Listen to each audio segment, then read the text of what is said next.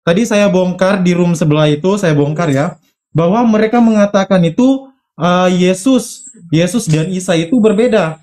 Tapi saya katakan Yesus dan Isa itu sama.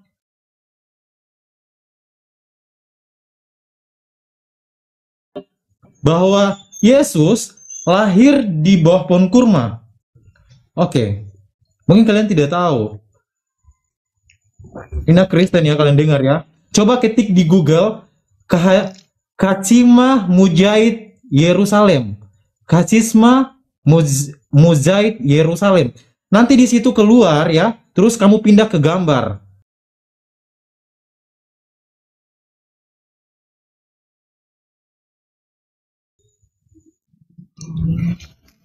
Nah, ini gambar apa? Kalian tahu Mujaid ini di mana sekarang? Ini ada di gereja di tempat kelahiran Yesus. Yesus yang di Yerusalem ini apa? Pohon kurma atau kandang domba?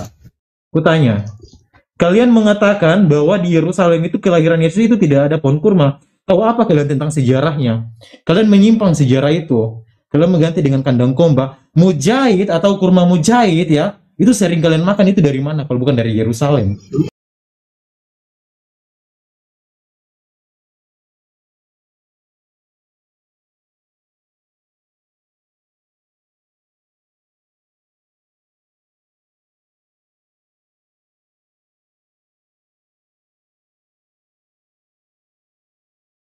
Ya, ini ada di gereja Yerusalem di tempat kelahiran Yesus.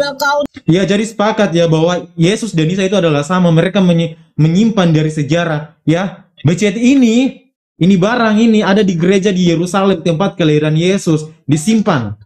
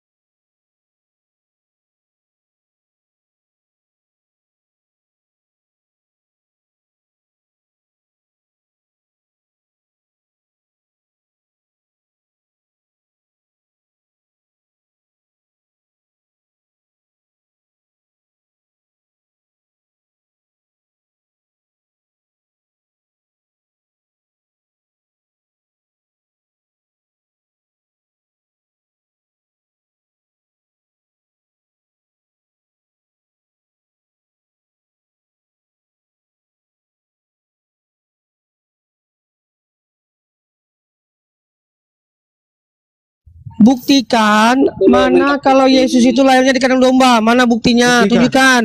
Iya, baca di dalam Lukas. Iya, Abang tunjukkan di mana? Coba di mana? Di palungan. Kutanya sama kamu, Lukas murid Yesus bukan? Berapa? Lukas murid Yesus, murid yang ke-70. Pret. Bukan bagian dari 12. Kamu tidak tahu apa-apa? Oke. Murid Kamu yang ke-70. Lukas murid Yesus ya, tapi bukan bagian dari 12 yang diutus. Ku bilang bukan bagian dari 12. Tapi kenapa Filipus kalian menyimpan surat-suratnya? Injil Filipus di mana? Injil Filipus, kitab Henok, Wahyu Petrus, Injil Maria, sama Injil Thomas. Di mana kalian menyimpan sekarang? Kalian takut. Sar, aku bisa bongkar semua loh di sini. Ku bilang sama kau, Injil-Injil yang kalian sudah simpan sekarang di mana? Ku tanya. Bongkar semua yang kamu tahu.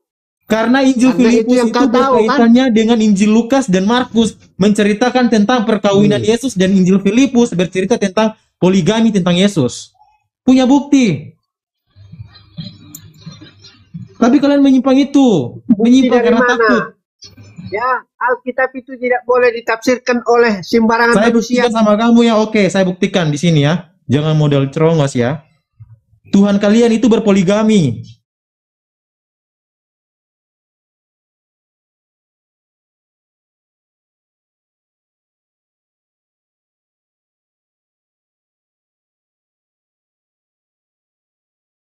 Nah, di sini di Lukas 7, 37-38 Maria Magdalena membawa buli-buli pualam berisi minyak wangi yang mengisi. Ia menangis, ia pergi berdiri di belakang Yesus dekat kakinya, lalu membasahi kakinya dengan air matanya dan menyekanya dengan rambutnya, kemudian ia mencium kakinya dan meminyakinya dengan minyak wangi itu. Nah, ini kalau dalam tradisi orang Yahudi, menunjukkan tradisi itu masih dipakai sampai sekarang.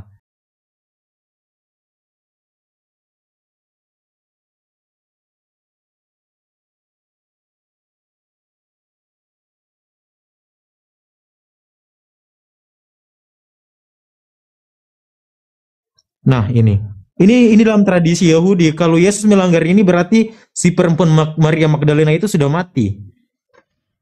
Nah, ini dalam Itu kan tradisi dari umat otakmu Yahudi ya, tuh. seorang perempuan dari otakmu yang mencium tuh. laki-laki bukan muhrimnya Saking- harus dihukum mati. Kamu bantah dulu, nanti saya bacakan dulu baru kamu bantah.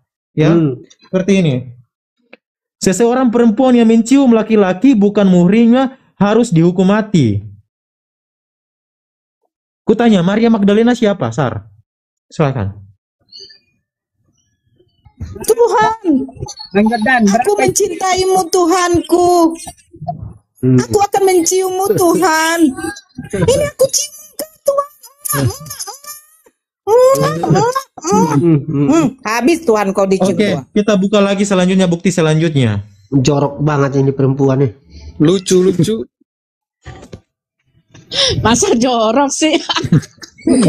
Jorok ini. Aku kan sama suamiku begitu. Lucu Masa kalian. di Maria Magdalena sama suaminya nggak kayak gitu? Maria Magdalena, aku juga mencintaimu sayang. Gitu loh.